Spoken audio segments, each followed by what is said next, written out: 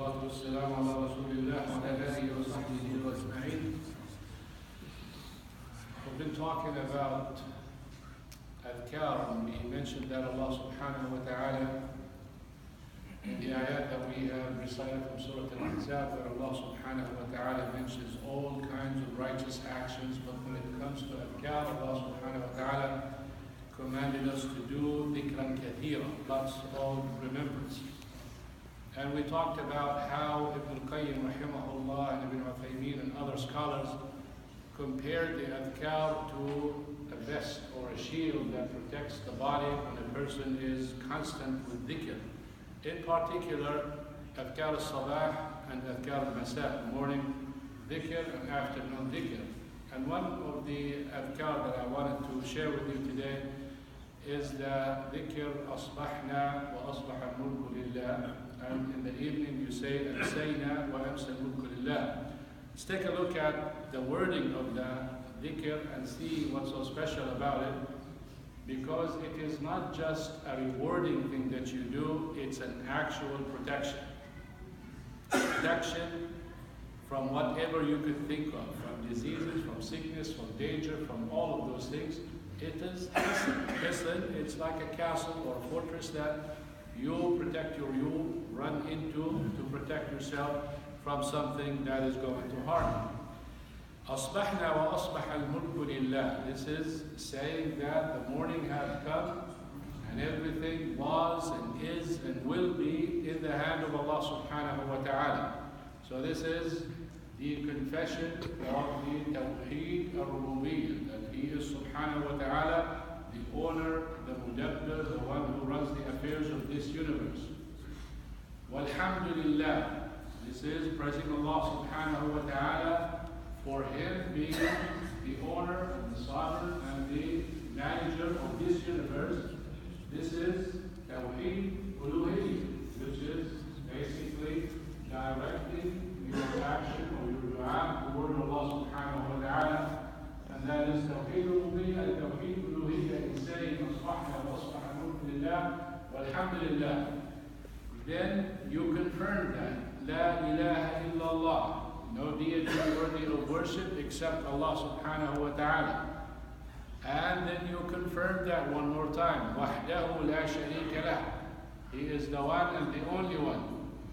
And then look, lahul mulku wa lahul hamd. He is the one who owns everything, and He is the one who is deserving of every praise. Lahul mulk wa lahul hamd wa huwa ala kulli shay'in qadir. Confessing that nothing in this universe is hard for Allah subhanahu wa ta'ala.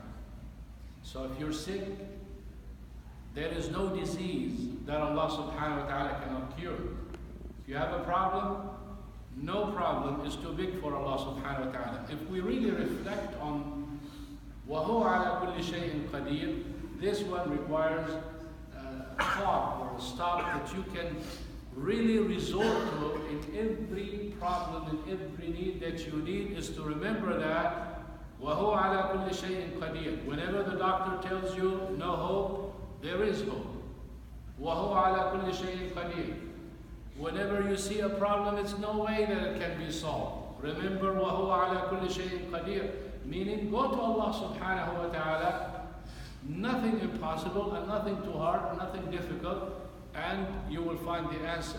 It is comforting to know these adhkar or these ayat or ahadith or simple statements that we mention a lot and we don't really reflect or we don't understand. وَهُوَ عَلَى كُلِّ شَيْءٍ قَدِيرٌ. Always remember it.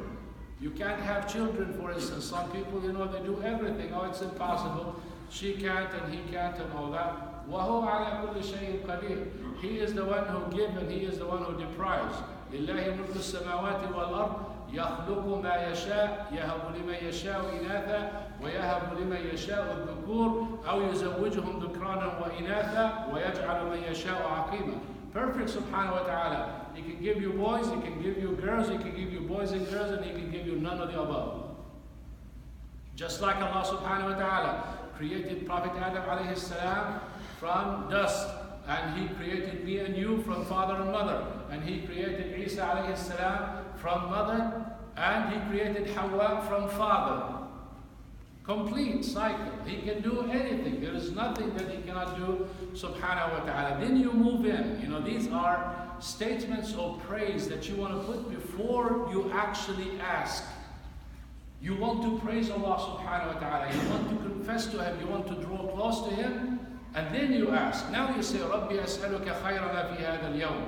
Oh Allah, give me the best of what's going to happen today. The best of the ni'am that you're going to bestow. The best of the health that you're going to bestow. The best of safety that you're going to bestow. Give me of that. And of the hereafter, the best of guidance during today. To be guided to do good. It's not easy to do good because you need the guidance of Allah subhanahu wa ta'ala. It's a good sign that you make the jama'ah. Because Allah subhanahu wa ta'ala wanted that to happen, that means He saw goodness in you. When you do good, it's a sign Allah subhanahu wa ta'ala facilitated the good for you. That's a sign of goodness. If you see doing good is easy for you, that means Allah subhanahu wa ta'ala likes you. If you see it difficult, you want to do something and it's not happening. You want to read Quran but there's no time, you can't make it. There's a problem. Because if Allah subhanahu wa ta'ala likes you, He'll make it happen. So you need to check yourself. Maybe you're prioritizing something different than what Allah subhanahu wa ta'ala.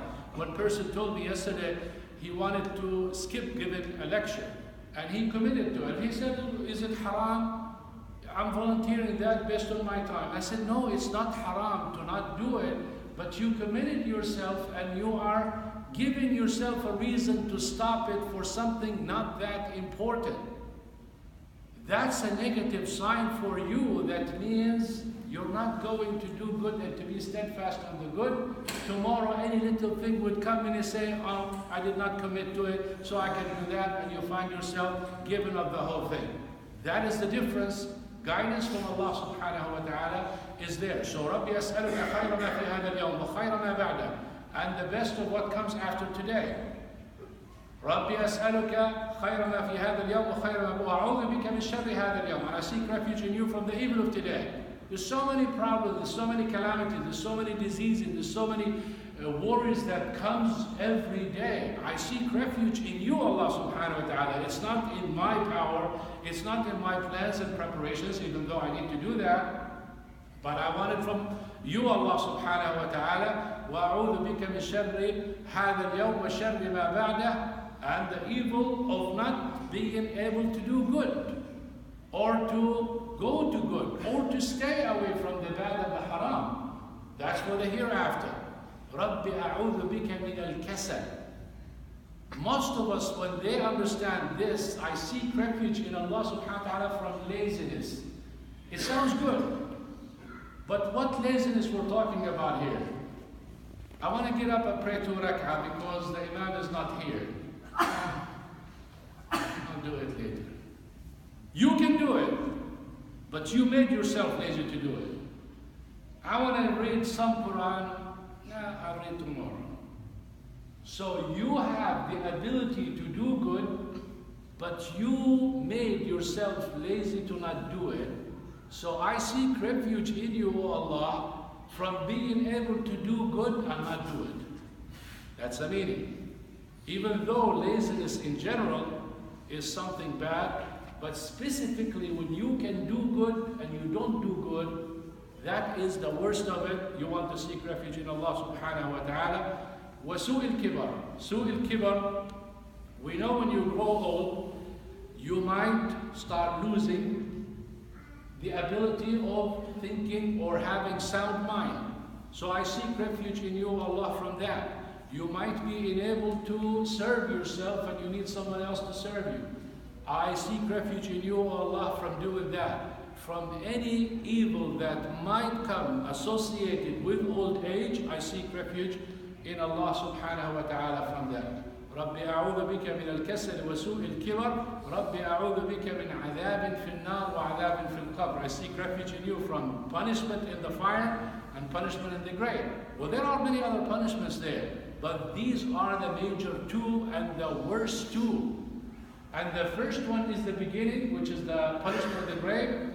that leads to the second one. If you are safe from the punishment of the grave, you will be safe from the punishment of the hellfire. So this is the beginning. The grave is the beginning. And this is here, you can learn something for those people who deny the punishment of the grave. Well, this is very clear. Prophet Muhammad ﷺ does that dua morning and evening, and you tell me there's no punishment at the grave. And Prophet Muhammad ﷺ does it after every salah. Before you say Assalamu alaikum, what's the dua? اللهم إني أعوذ بك من عذاب النار ومن عذاب القبر ومن فتنة المحيا والممات ومن فتنة المسيح الدجال. You seek refuge in four things: hellfire, the punishment of the grave, trials of life and death, and the Dajjal. So it is there. So seek refuge in Allah subhanahu wa ta'ala from the hellfire and from the grave, and the grave is the beginning. So brothers and sisters, we need to just think about this dua. The scholar said if you do it, it's in proper time, like morning, Fajr to sunrise. If you do it in that time, it does the job as shielding you.